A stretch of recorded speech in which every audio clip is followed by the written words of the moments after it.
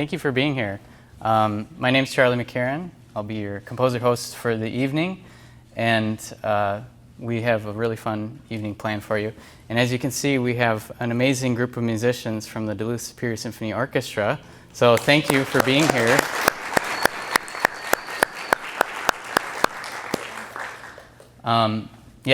I also want to say a shout out to Catalyst and Philip Gilpin Jr. for hosting this event for us. It's not every time that you get to see live orchestra playing scores for films. So just a quick show of hands. How many, are there composers in the audience here? Maybe a couple, a few, and the rest are interested in music in some capacity. I'm assuming film directors, TV directors, actors, writers, that kind of thing. So yeah, our presentation is going to be great for you too, I hope, because maybe some of you have never gotten to see a live scoring session. So we also are going to be bringing up how this presentation is going to work. I'm going to talk for a bit, TED Talk style.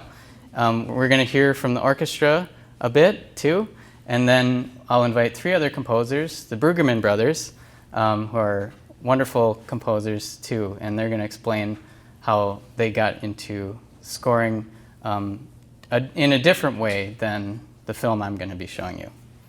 So a little about my background. I run a festival called Film Score Fest that happens in Minnesota. And we combine filmmakers and composers who sign up. You can sign up for free. And they are randomly paired up, and they get to make a film together and write a score. And we have a live orchestra, much like what you see here. And we premiere around 20 new films with scores live at the screening. So definitely check that out if you're a filmmaker or composer.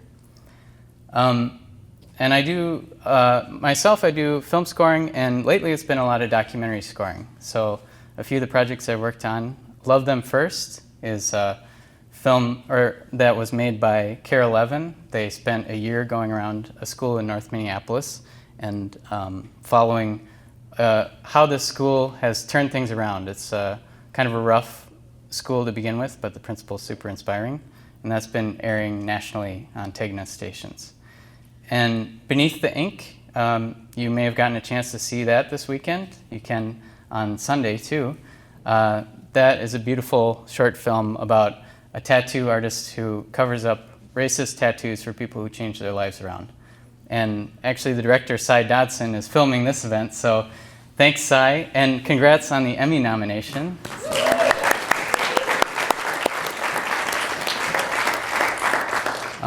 And the final documentary I've worked on lately is the one we're going to be digging into tonight. Silicone Soul, a film by Melody Gilbert, Minnesota filmmaker who just moved down to Louisiana. And it just aired on Stars. And this film is about people who fall in love with life-size dolls and even marry them in their own way. So needless to say, it was one of the most interesting and crazy projects I've ever gotten to work on. And the score had its own challenges too. So first I want to play for you the trailer that Melody sent me, which has temp music in it, to just give you an idea of what we were working with. You're married. Whoa.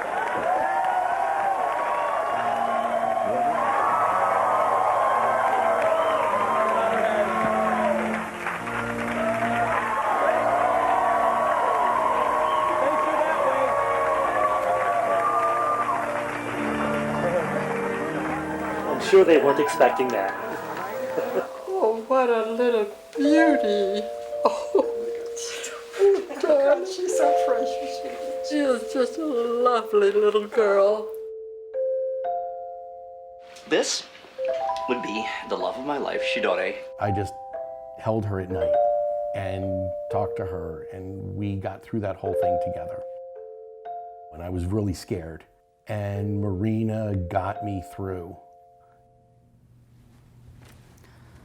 So that was what I was faced with trying to score, something like that. And you may have your first instinct is, this is so creepy, I can't handle it. But that's also what I was feeling as a composer, and I thought, well, maybe the music should also match that in some way. And I was even getting that vibe from this music box temp track. So I thought, well, what could I do with a music box and see how that sounds? So the next cue is my first attempt at trying to use that music box style. I'm sure they weren't expecting that. Oh, what a little beauty. Oh, darn, she's so precious.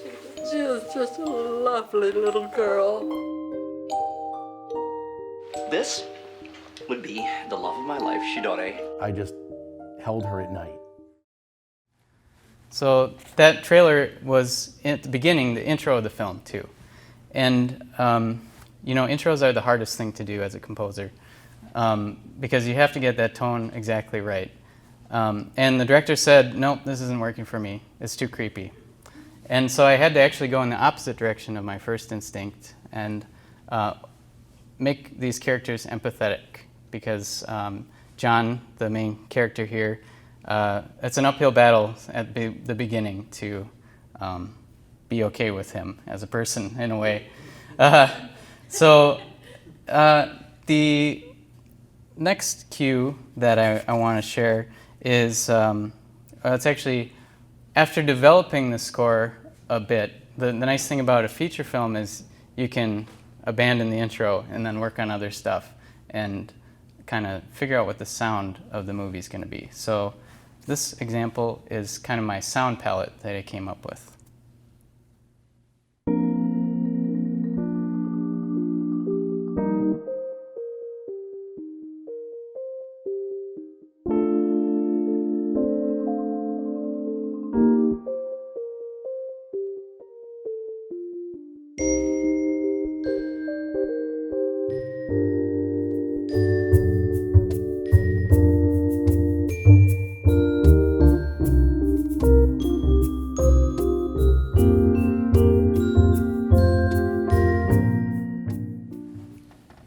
So for these sound palettes, you don't always have to compose them to picture.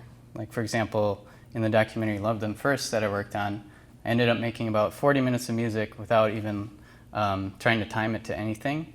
And the advantage of that is the director can then use those pieces where they think it might fit, and it adds to the cohesiveness of the whole score.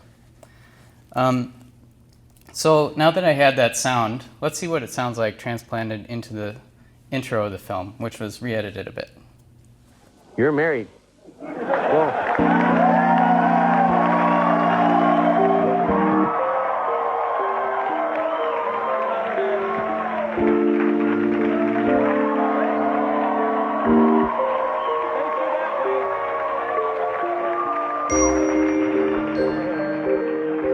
I'm sure they weren't expecting that.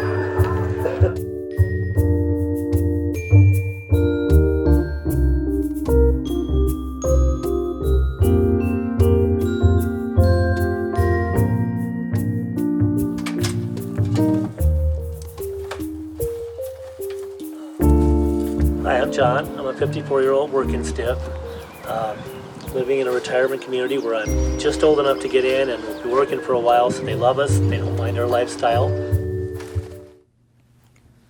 So I want to play another clip from a new scene, and when you watch this clip, think of what I like to think of. Every scene, every good scene has like an inflection point, a turning point where maybe you change your mind about the characters or the scene, what's happening in it.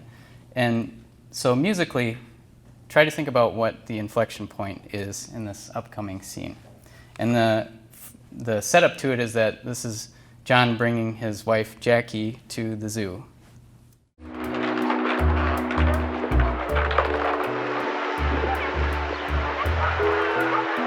Keeps me honest, she keeps me happy. She's trying to learn the Zen from her. She's just so calm and so collected and so much more mature than me. I hear you. Cool. All right, man. That's not a real person. No, that's a real person. She's a silicone person. Am I being silly? Silicone? No, she's made of silicone. Why is she here? What is she? Well, she's my wife. She's my sweetheart. Oh. And she doesn't cheat, unlike my ex-wife, who may have been flesh and blood, but then again, she would sleep with anybody except the guy that put the ring on her finger. We're married like any other married couple. You know, it's not legal, but then for a lot of, gay couples wasn't legal till recently. Is this for real? Doesn't she have a cold? Is he really serious? So cold.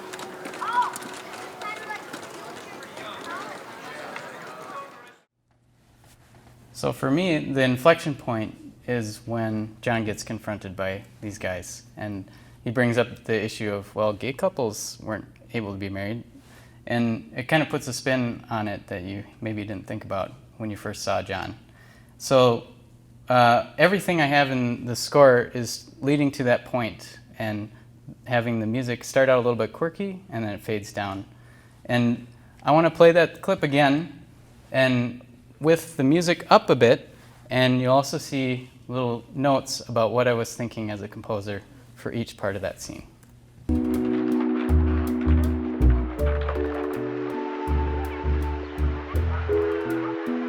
Keeps me honest, she keeps me happy. She's trying to learn the Zen from her. She's just so calm and so collected and so much more mature than me.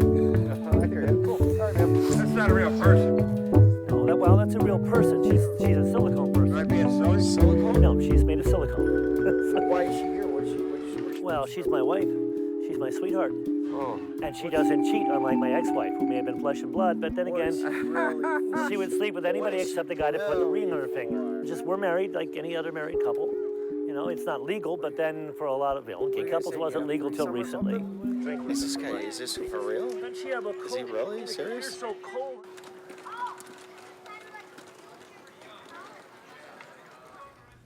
So that unresolved ending is one of the major reasons I think you should hire a composer.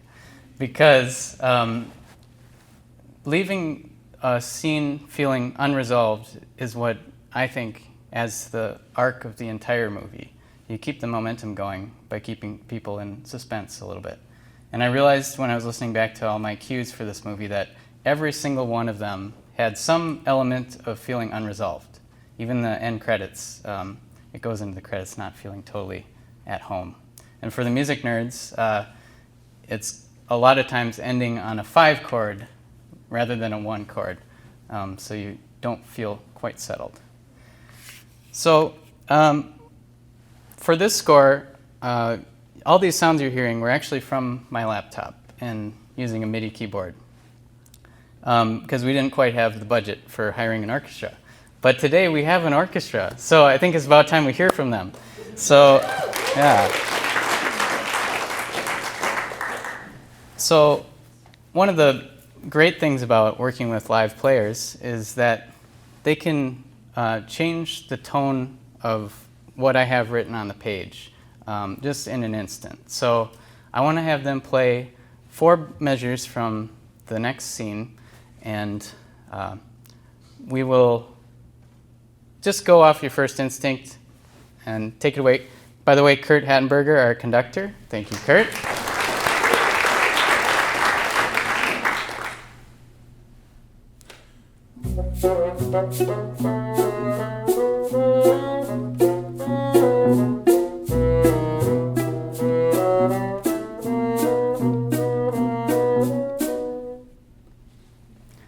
Very nice, very nice.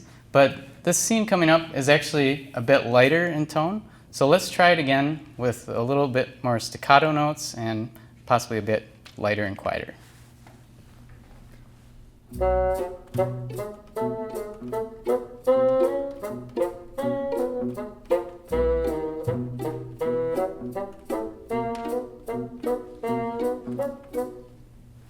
Awesome, that's great. So now we're gonna launch into this next scene.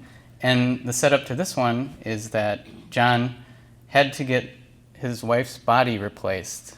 You saw at the beginning her fingers were falling off, and so he actually got a whole new body, but it's still to him the same Jackie. And he wants to show her off to his neighbor friend, Beatrice. So here we go.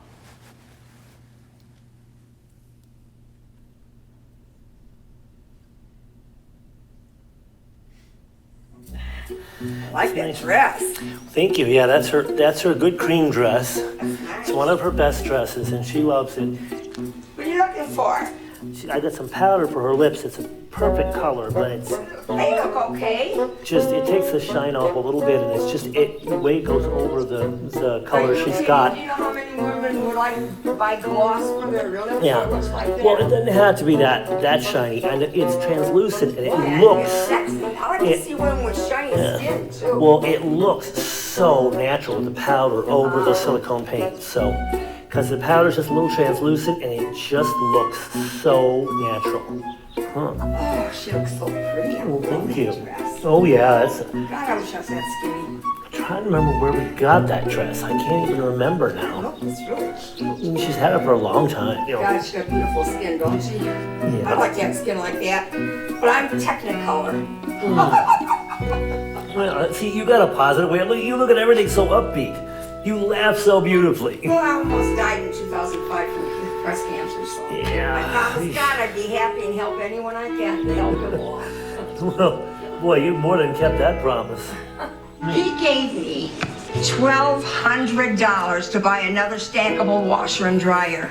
Well, the old one broke, and you Just out had of to the clear blue replace the sky. He bulb. said him and his wife sat down and talked about it, and they decided that they should help me because I'm always helping everyone else. Yeah, I mean. Is he she not told us- wonderful yeah. or what? Well, They are wonderful. if she didn't tell us about doing the metal roofs on the trailers, I wouldn't have known. I'd have sat there, not done it, and had water coming in. You're the only one who thought about me. And when you came to my door that day, I couldn't believe it.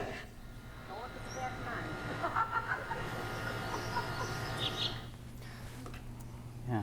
So very nice. Thank you, orchestra. The wonderful thing about also working with live musicians is they can take something that's fairly simple. There's nothing too complex about my score there. It's probably way easier than the stuff you play with the Duluth Superior Symphony Orchestra. But they can take that and give so much life to it.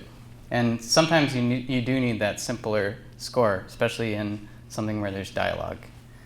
So, but thinking of this scene, we had a very similar arc as that zoo scene. It starts out kind of quirky and then falls away to something a little more serious at that inflection point. But the context of this scene is really important too. And this scene is happening actually towards the end of the film. So we don't necessarily need that quirkiness around Jackie because we've already seen her for the whole film. So let's try it again with a different approach to the score. We'll start out in silence this time, and then the music will subtly come in.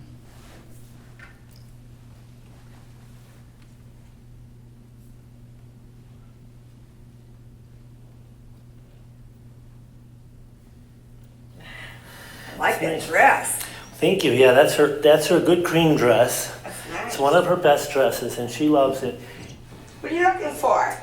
I got some powder for her lips. It's a perfect color, but it's They look okay. just, it takes the shine off a little bit, and it's just, the way it goes over the color Are you she's kidding? got. Do you know how many women would like to buy gloss for their real lips? Yeah. So it looks like that. Well, it doesn't have to be that shiny, and it's translucent, and it Boy, I think looks. it's sexy. I like to it- see women with shiny Yeah. skin too. Well, it looks so natural with the powder over the silicone paint. So, because the powder's just a little translucent, and it just looks so natural.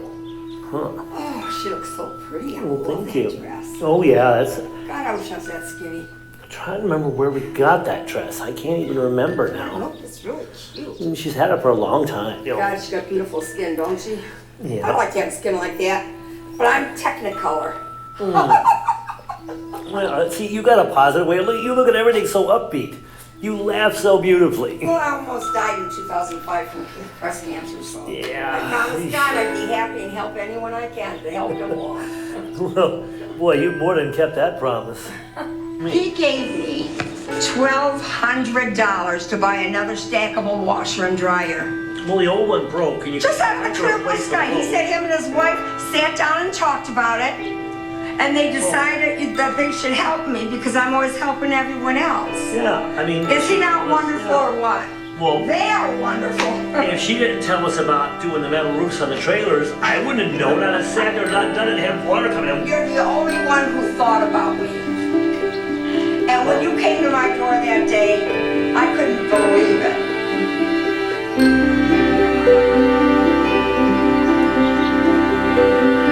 I mean, it doesn't get any prettier. It's just nice and warm. The sunshine is mellow. It's not harsh and beating down on you. It's like, wow.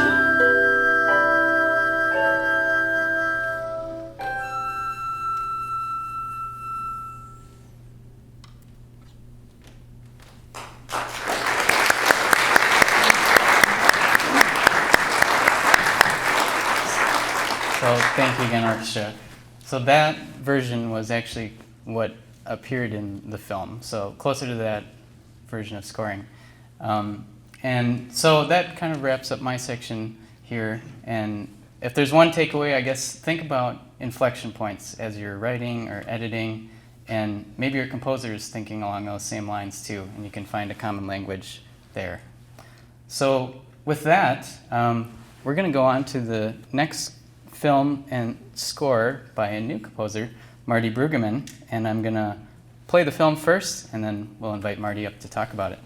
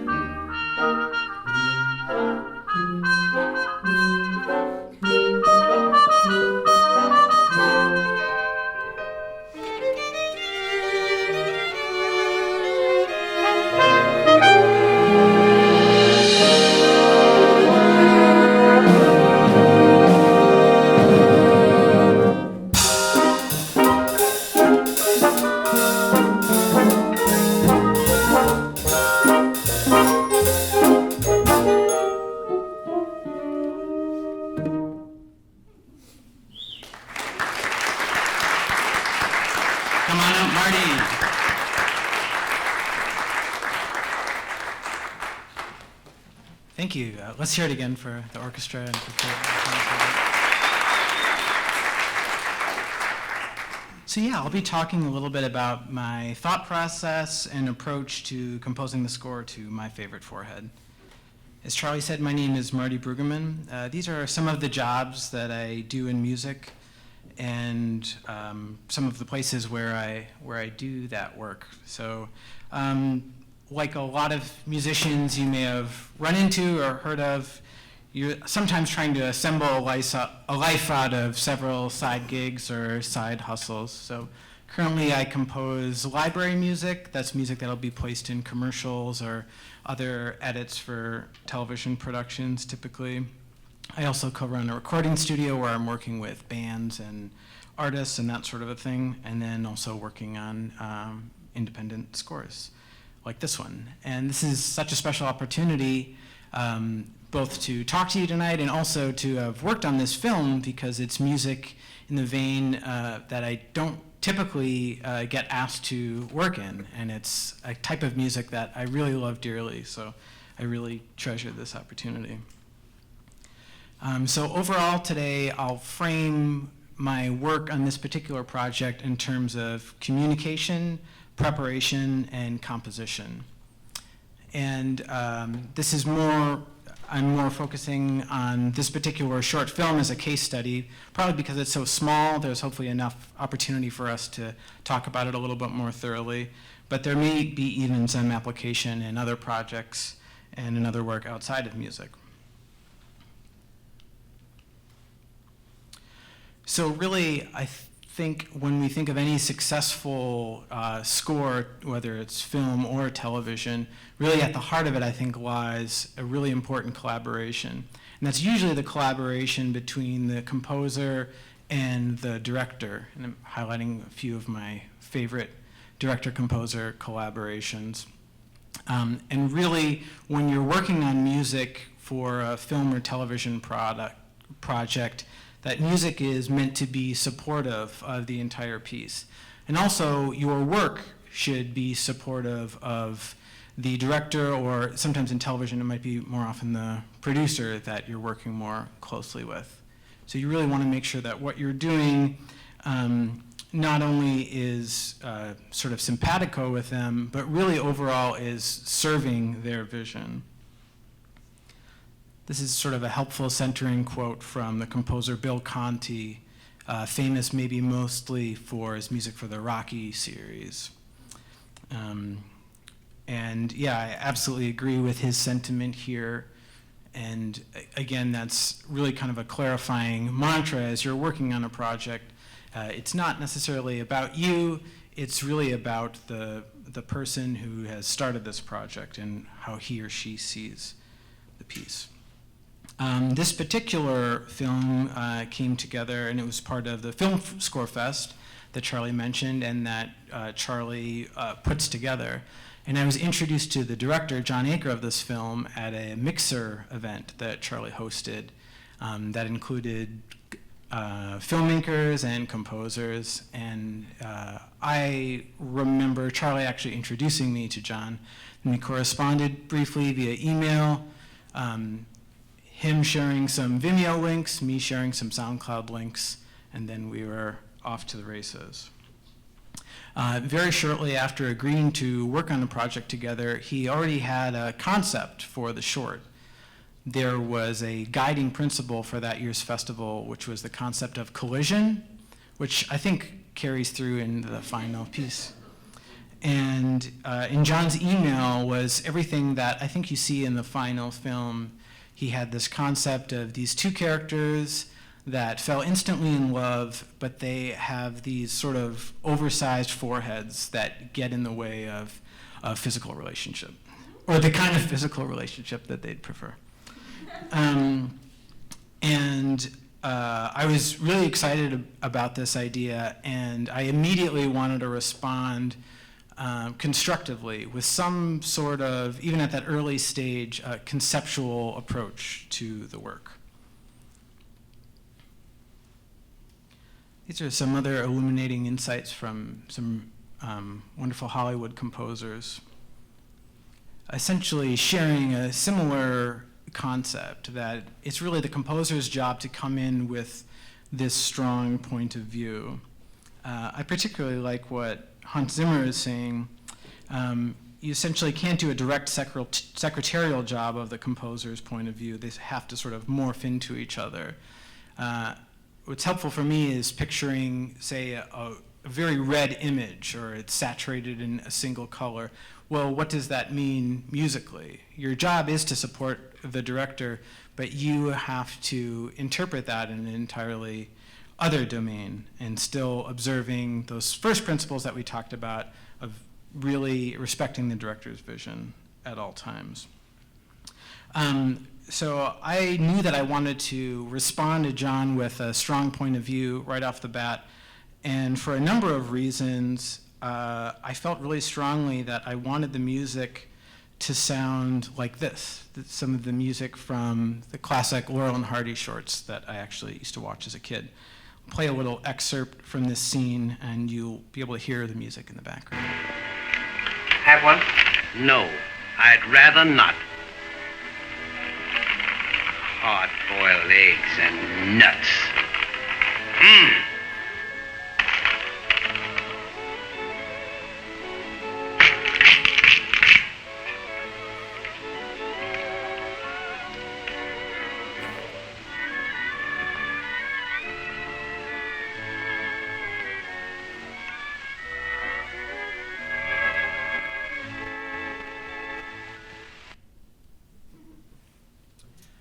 So I happen to be a huge fan of that era of music and that style of music. This was composed by a man named Leroy Shield, who actually was born in Minnesota.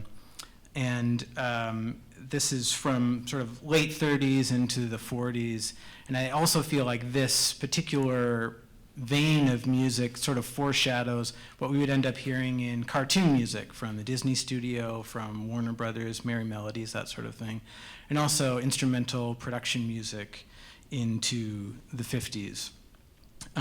For the sort of musical nerds, it's very harmonically rich, and it's kind of this combination of jazz, very early jazz harmonically, show tunes, and the structure of classical music, and the way that that all works together really excites me.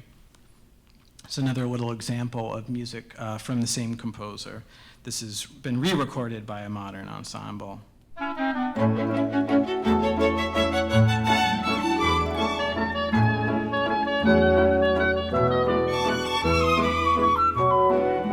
Sort of imagine that that particular idiom might have been inspiring to somebody like Michael Giacchino and his work on the score to Up. So in my response to John's idea and my hope to really enter the project with a strong point of view, whenever I'm sort of making those decisions of how I am going to proceed on a project, I realize I'm sort of referring to a kind of Venn diagram, and I'll talk about it in terms of the personal, and then the project-based, and then practically, the sort of practical logistics of the project. So this particular choice of approaching John's idea with a score in this kind of vein, personally, I love this music, and also I never get to write in this style ever. If I'm working on library pieces, that tends to be more in the James Newton Howard, Hans Zimmer, or sort of superhero, big orchestra style. And I love working on that kind of music, but I would rarely get this opportunity. So I have some sort of personal bias or personal stake in moving in that direction. And then in terms of the project, seeing John's past work is very similar in artistic style and visual style to this. This kind of mixed media, claymation, stop motion, and something about that, and even the fact that it was animated, felt like it would really marry well with this particular sound of music. Like I said, this music also evokes to me the kind of Merry Melodies, Looney Tunes style. So it felt appropriate to the project for me. And then practically speaking, that old music used these very small chamber groups, actually very similar to the orchestra we have on stage today. And the configuration of the orchestra is something that was a given when we entered the festival. So I could really picture that also fitting well. and that I would write a score that would hopefully feature each individual member of the orchestra as a soloist at some point. I came close to achieving that, but yeah, not quite.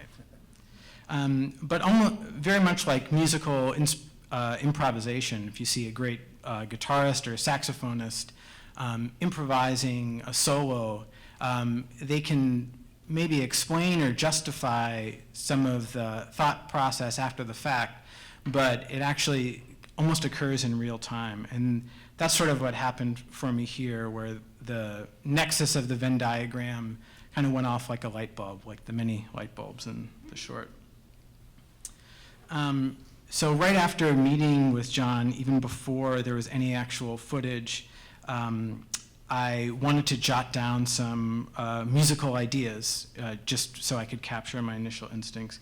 And here's something I jotted down right away.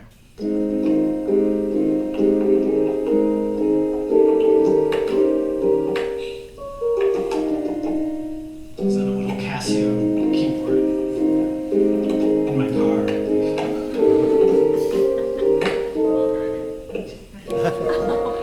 I think there was a long stoplight, Charlie.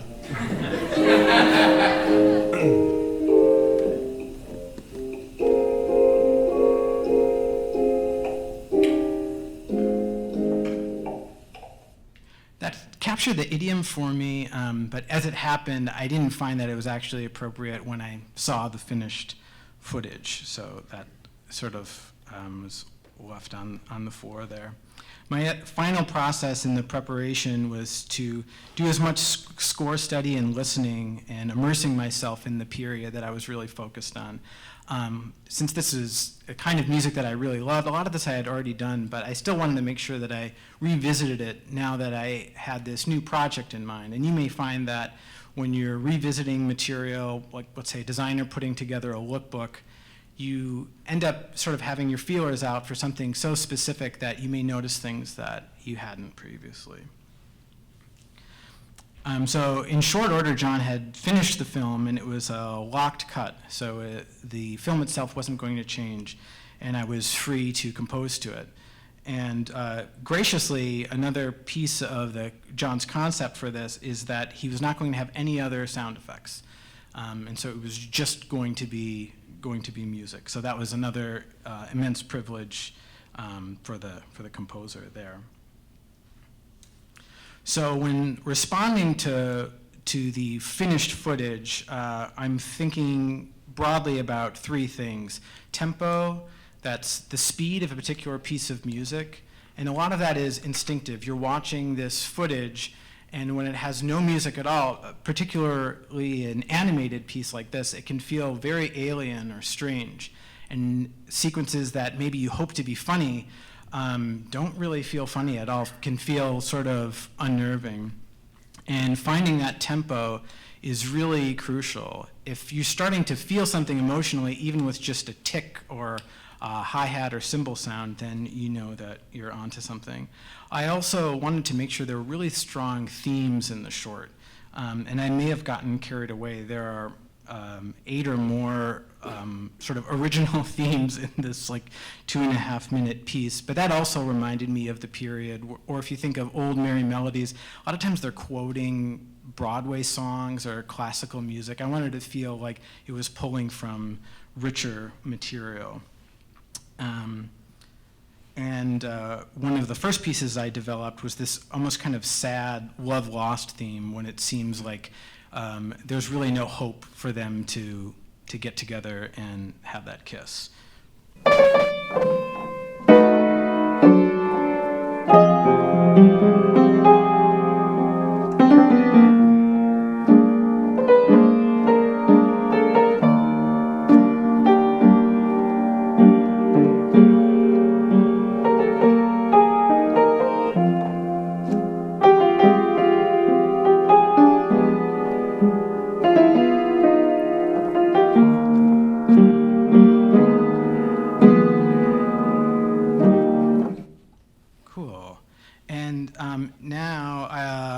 Let's actually listen to the orchestra play the finished version of that theme as it appears in the film.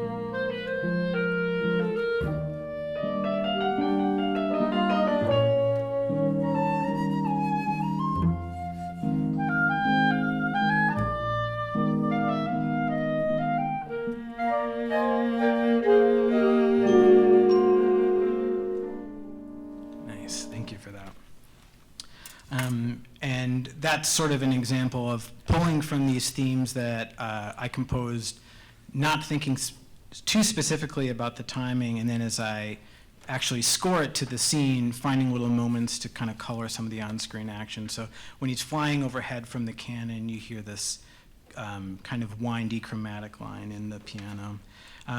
Examples of some of the other themes that I wrote for some of the character moments are really trying to set tone. And then, yeah, the last element of responding to the footage and the composing in earnest is what we call the spotting. And that's really the exact timing, the exact fitting of moments. And Charlie really, I think, explored a lot of that beautifully in his presentation.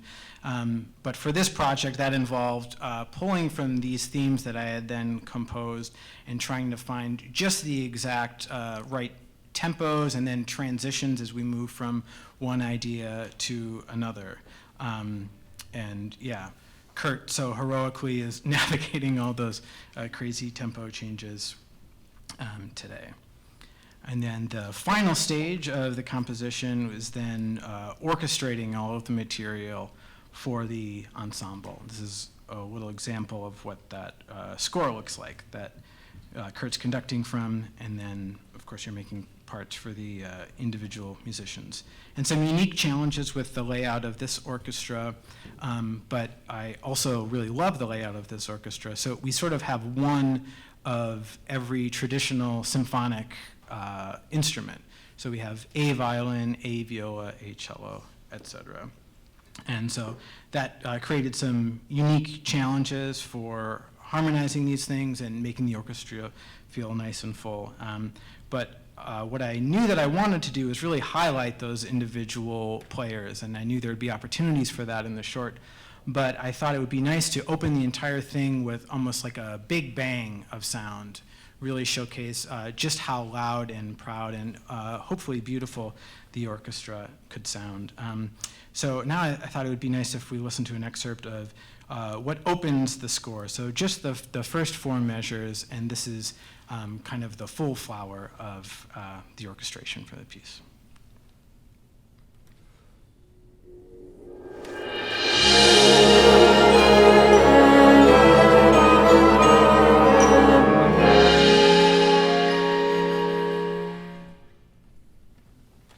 Thank you so much.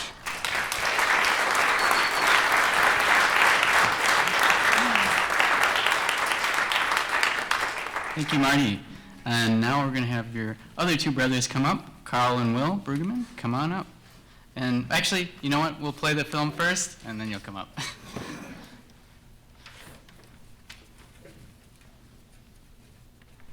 And our filmmakers are here, too. Kristen and Justin Shack, so they're here. We'll have them up for an informal Q&A at the very end here.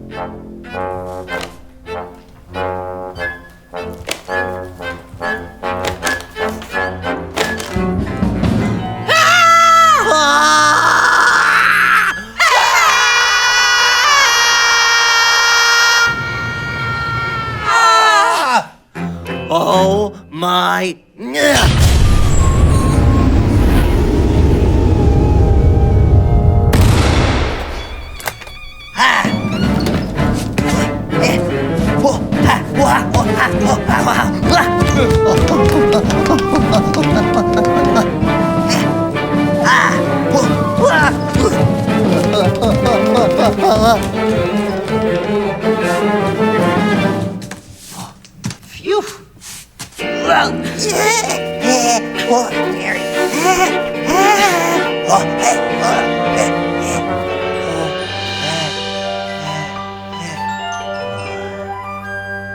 Oh my.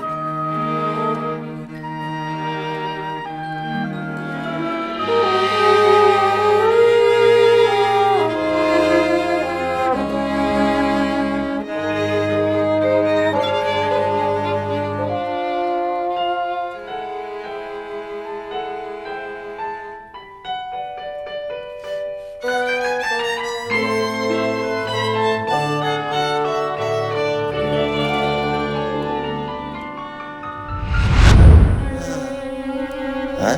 Wait. Yeah. Whoa! I am married! With 59 children.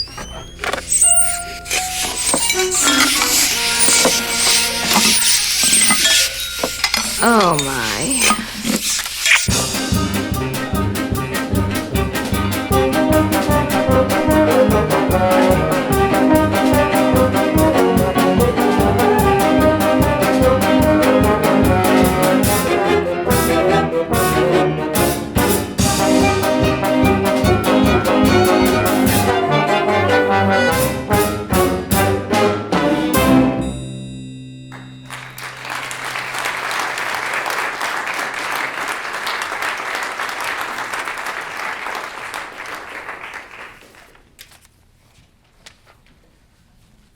Let's hear one more time for the orchestra. My name is Karl Brueggemann. This is my brother Will Brueggemann. He assisted me in this, the final steps of the process for this score. So I'm just going to talk very briefly about my process for scoring this film, and something that you could apply to a lot of different projects. I think one of the most important things when you're starting a project and you're collaborating with different artists, not everyone has the same technical background, and so it's really important to talk about your shared influences and really some of the through lines that everyone can, understand and appreciate, like emotion. If you're talking to a director, a writer, an artist, or a musician, we all understand emotion, and so I definitely prefer to talk in those kind of broad ways, and instead of trying to get technical and specific, because sometimes things can get lost in the shuffle if you're talking in that way. One of the things that's really important when you're starting off a project like this is, where should the music be in a film? Should it be in the foreground? Should it be in the background? It was clear meeting in this case, the directors of this film, that the music was to have a really prominent, high energy character to the film. We had discussed some of our favorite cartoon music and animated music that we really enjoyed, and so it was a very fortunate opportunity to have to be able to compose a score that was very foreground oriented, where the music is very active and you really notice it. and it's not maybe as subtle as what you might hear in like a modern film score. So again, similar to Marty's score, it was kind of a throwback to older cartoon music, kind of, but what was challenging about this score was that there were so many different emotions and sounds and different directions that it had to explore in a small amount of time.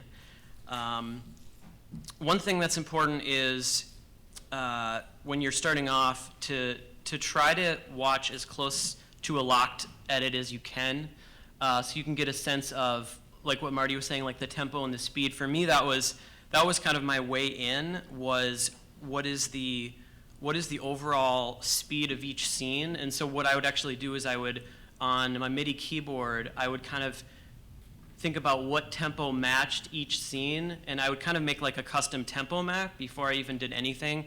So that way I knew that, okay, this would make sense for this to be a waltz, or this would make sense for it to be a fast kind of chase scene, so that you don't waste too much time going off in the wrong direction. I didn't have a lot of time to compose this too, so sometimes you have to make sacrifices. For me also, playing some themes bare bones on the piano really helped for me to establish, okay, what could be the romance theme, what could be the chase theme, what could be the credits theme, things like that.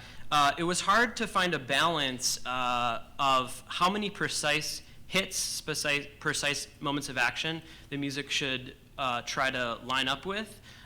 You'd want to do as many as you could, but if you do too many, sometimes it can feel a little robotic, and like you get too used to those hits, and that if there's any that don't hit, then all of a sudden it feels a little lacking. And so finding a balance of that. Also, this was another film that was premiered at Film Score Fest, and so it was the case of having a live orchestra, this exact orchestra. So having to compose music for a live ensemble that's going to be performed definitely has challenges, such as when you do have a specific hit, and this orchestra did an incredible job, and Kurt did an incredible job here, trying to hopefully have the hits on an easy beat, either a downbeat or an up eighth beat. You wouldn't want to have a hit on like the last 16th note of a measure or something, although sometimes that does have to happen too. And then there's some wiggle room for imperfect live timing. For example, there's a scene where you see her, the first shot of her in the kitchen, and whether or not you hear that first musical cue as soon as you see her face or a few seconds after you see her face, it kind of works either way. So having some kind of wiggle room like that. The montage was definitely the most challenging section of this film. There were so many different little mini scenes and emotions to try to capture, and how to transition between them, and really getting in and out of that. And so I would like to show a little excerpt here of the film with the orchestra. And this is the end of the montage, how it gets out back into the real world.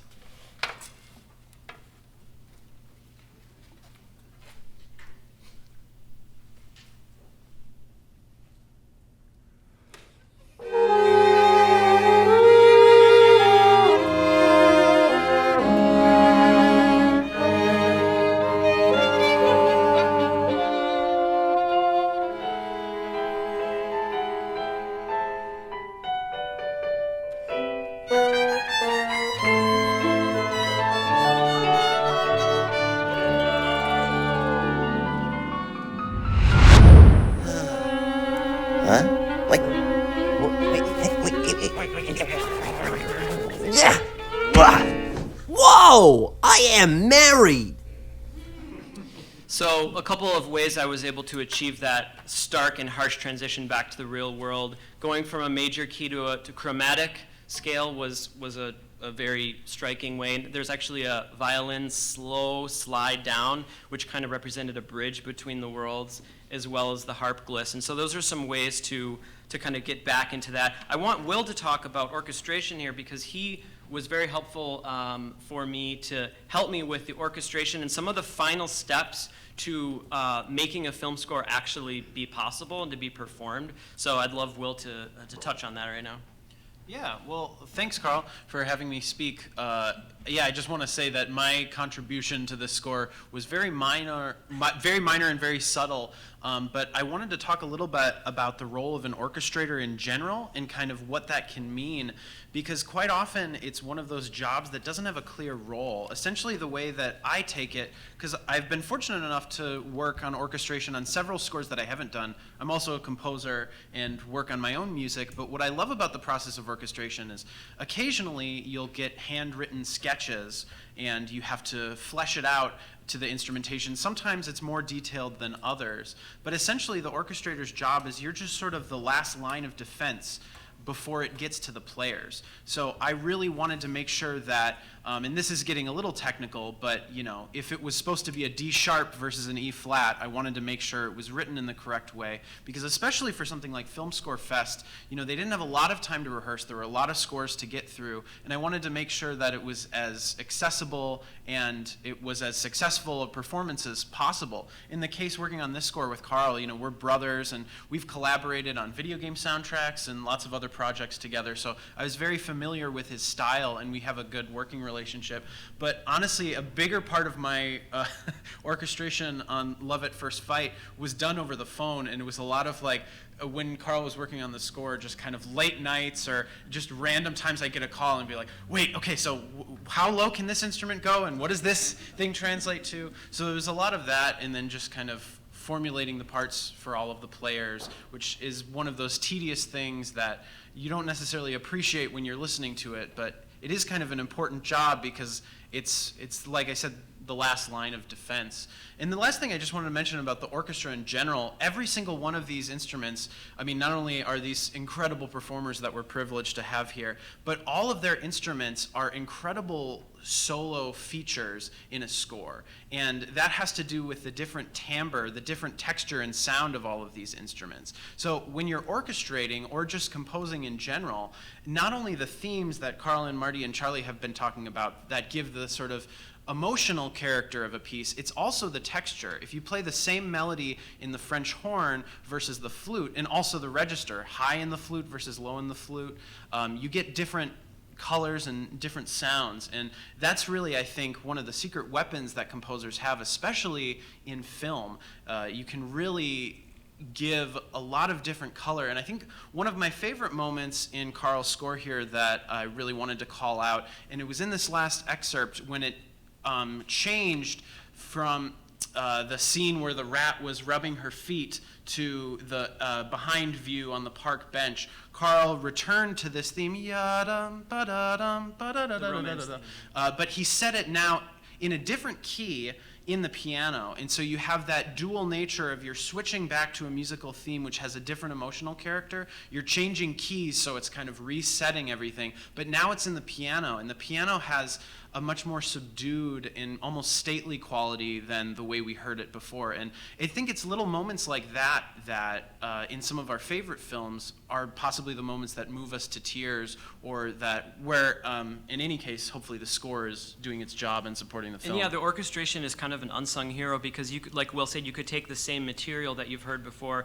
but even something as simple as switching it to a different instrument, removing other instruments, can have such a drastic and powerful effect. And so the orchestrator has a very important role. And there's a big difference between having your score recorded and being able to mix and edit and tweak it as much as you want to the finished product versus having it performed. So this was a rare and special challenge to have it performed live. Will was also very helpful with that, because we didn't have the luxury of being able to just crank up the violins on the slider after the fact, and so there would be times when he would say, you know what, I don't think the violin is going to cut out over all this, so I think we're going to really have to make all of this, you know, piano, so that the violin can be heard. And so it was very helpful to have that expertise. But yeah, it's definitely a multi-step process, as Marty explained and Charlie explained, starting from meeting with the directors, making sure you're on the same page, have your initial ideas, and sometimes having to go with your gut and your instincts and fleshing it out, and then the last kind of steps of orchestrating it and making sure that it's playable and that it works for whatever ensemble you have. And so That's pretty much. Yeah, well, I hope that all of these presentations have given some sort of a justification to why music can be so beneficial in film, how it can affect our emotions, and how it can really serve as, I think, an equal collaborative partner to the artistry of filmmaking and storytelling. And that's something that I think all of us feel strongly about. And the last thing, any advice to any composers, I would say one of the best learning tools is to write for real people and get their feedback. Every time I've done this, I've been berated on a horrible thing that I've done, or, oh, you shouldn't write this, don't write the oboe in this register, don't write, horn in the bass clef unless it goes below this ledger line. All these little nuances that you wouldn't necessarily know just from taking a class or just from reading a book. Or for me with this score, extreme tempo changes. Sorry about that, Kurt. Yeah. But so I think I've learned a lot every performance, and I mean, I would love to talk to all of these musicians. I think we would all learn from. I'm scared a little bit. I feel very insecure because we did this a couple of years ago, so I'm kind of like, I'm avoiding eye contact with some people because I'm sure they're like, you did this. But I'd love to get that feedback because I think that's the only way you can get better is to talk to people. When you look at composers like John Williams or people who are able to write for the orchestra so intuitively, they have that intimate knowledge of knowing not only what sounds good in every instrument, but what every instrumentalist would love to play and is kind of the last thing I would just like to leave you guys with is I love collaborating with different artists, and we've had the privilege of doing it so many different times. Like I said, whether it's directors or graphic designers or painters or people that are good at drawing, and everybody understands emotion and vibe and how something makes you feel. And so that's definitely the best approach when you're collaborating with someone, is keep that at the forefront and always talk about that instead of getting bogged down in some of your own technical aspects of your field. So that's the last thing I guess I'd like to say. So thank you. Great. Thanks.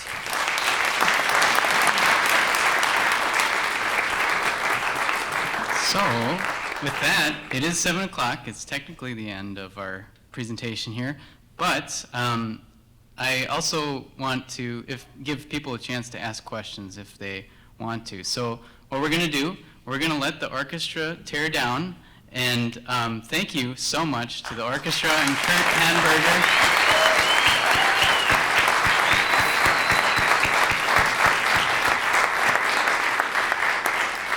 And why don't you take a quick stand-up and stretch break? And those of you who need to get going to the VIP party, that's probably going to be pretty cool. So, but anyone who wants to stick around is welcome to. We're going to just, So, thank you again, though, for coming. So, for those who do want to stick around, I want to also invite Kristen and Justin Shack to come up. Come on up. We just want to at least give you a round of applause for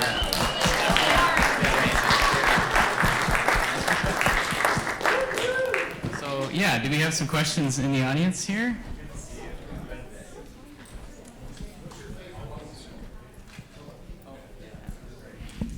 What's your favorite film score?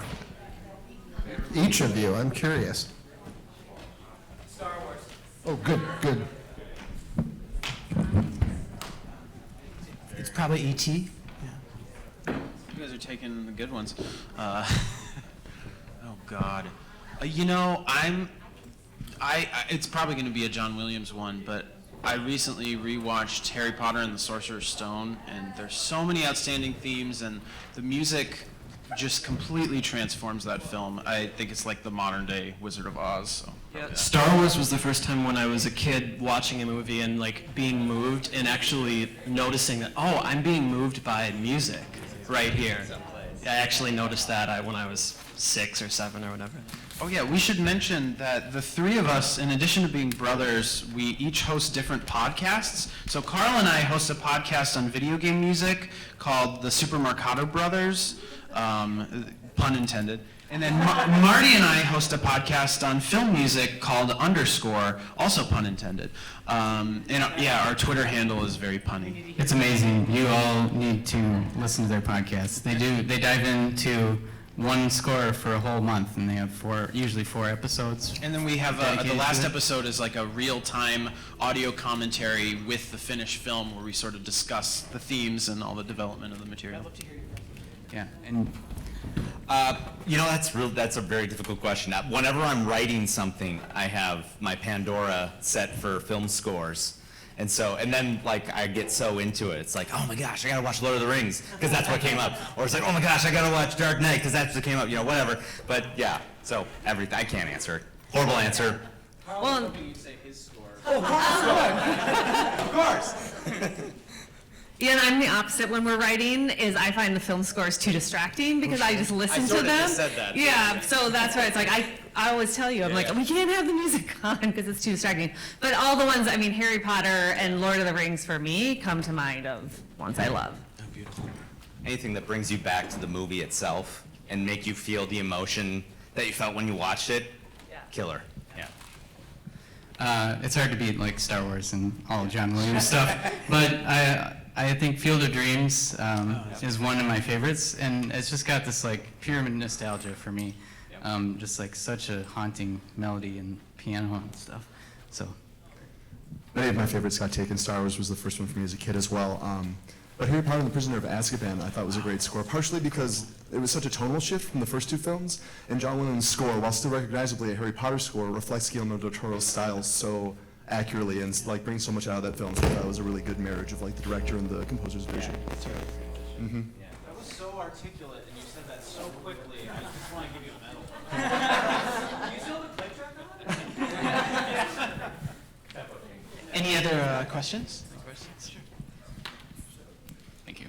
I was just wondering, when you are composing to a film, how do you find the balance between the film and the music so that the film score doesn't lose any of its integrity when it comes to melodic or motivic value, but it's not overpowering the film? That's a good question. But I will say that the score is always secondary in a film. Unless the director has some really intent that the music is the foreground and you do whatever you want, you make it as melodic as you want. I find that usually you have to serve the film, so whatever that is. But maybe you guys have some other No, I thoughts. think in some ways that's the $1,000,000 question, or actually, to be more budget accurate, this will give you a lot of exposure. Please do it for free question. I think absolutely what Charlie said. It isn't music first, so it's not to be mistaken for your solo album or a concert piece or something like that. That being said, I'm always struggling with that balance. I want to make sure I'm bringing absolutely everything that I possibly can right up to the specific line that the director wants, that he or she is asking for. But I find it something to always kind of check in with yourself and always make sure you're not trying to impose too much on the film, and that you're maybe not being a little too laissez-faire about your role in it. And the other thing too, like as a composer, the more films you work on, the more your ego gets like a little bit more humble. So, but what I do when I really like something that I wrote, I put it on the B-sides album, and then, or another project somewhere down the line. I think it's good to have that sort of emotional detachment to say, I'm okay if this doesn't get used, and that your whole sense of self-worth isn't wrapped up in the music. That being said, though, I think if you feel strongly about music as an equal collaborator, I try, at the very least, I'm fine doing multiple attempts at something. So I'll usually make my first attempt the more, musically satisfying version that I would choose. And oftentimes, if a director would want you to tone it back, I'll be fine making that choice there. But I think sometimes composers they so anticipate criticism, and they so anticipate nobody likes melodies anymore, I'm just going to do the most basic, out-of-the-way thing first, and then they accept it, and then I think film music is worse because of that. So I feel like it's like you want to satisfy them, but you want to also encourage directors that music is an integral part of film, and it shouldn't be invisible and not there at all. And I think all of these examples show different ways that you can score a film, but the music was a very present part of all of it, and I think that's for the better. So that's just kind of how I feel about that. Clearly it depends on the film, but if you take John Williams as an example, his music to me is foreground music, and so it's servicing the film beautifully, but it's not, it's so present, it might be one of the most present elements of the film, but it still doesn't get in the way. And you can tell that he is expressing his, what he really wants to express with his music, which is sometimes very beautiful melodies or very striking harmonies or powerful emotional chords. So he's able to be in what I consider in the foreground, but still servicing it. So I think it depends on the film and some of the collaborations that he's been lucky to have. They're films that are kind of always wanting that, you know, whether it's Steven Spielberg or George Lucas. They're films that are made, like, if you watch Star Wars without the score, it's like 30% of the movie is, you know, so it really depends on the movie, I guess. One other quick, oh, yeah, Richard. One more question? Okay, yeah. Hi, guys. I was so excited to come to this event. This is loud. I live back in LA, and I went to an event at the Hollywood Bowl that had Jurassic Park with the live orchestra. And then you were talking about your film festival that you do. And I'm just wondering, how do we bridge more of the gap? Because like people don't get to see this part of the filmmaking process. And how can we bridge the gap between the filmmaking and the orchestra and bring it to the audience more? Like, have you guys experienced another type of event like that? Sorry, my mouth is really dry. I need a drink. Maybe we need to start a branch of Film Score Fest in LA. Let's do it. But yeah, I would love to keep growing Film Score Fest. We had 40 films finished this year, short films, and we could only screen half of them because the orchestra can only learn so many. But yeah, it's open to anyone in the country or world. So, but yeah, there's hopefully, I feel like there is a trend towards more live music events just popping up everywhere. So I hope it continues. But. Oh, that's amazing. Yeah, I think there's reason to be optimistic because the trend is definitely going up with the kind of concerts that you're talking about, like at the Hollywood Bowl, live to projection. I also think it's hand in hand with music education and exposure just in general. I know for some folks that maybe go to a video game theme orchestra concert or a film theme orchestra concert, it might be their first exposure to those instruments and that sound even. So I sort of look at any of those opportunities as a plus. It's the water sort of, the rising tide lifts all those boats. So I think every kind of opportunity with live players, and that's true even for non-orchestral instruments, live score with a rock band or something. I think all of that is like immensely constructive for what we're all doing. Yeah. This is Heidi Lord, who is helping us coordinate so much with the Duluth Superior Symphony Orchestra. So thank you. And she had a thought also from the orchestra side. Yeah, so just to point out, we often like to do live scores for film, but unfortunately we can't really afford to purchase the rights to the films in order to do it. It's about $20,000 for us to rent to get a movie. And so we're a very small budget orchestra, but as you can tell, we're very good musicians. So yeah, that's definitely an inhibitor for orchestras to be able to perform to live film. All right, with that, we got to get wrapped up and out of here. So thank you again for staying and coming.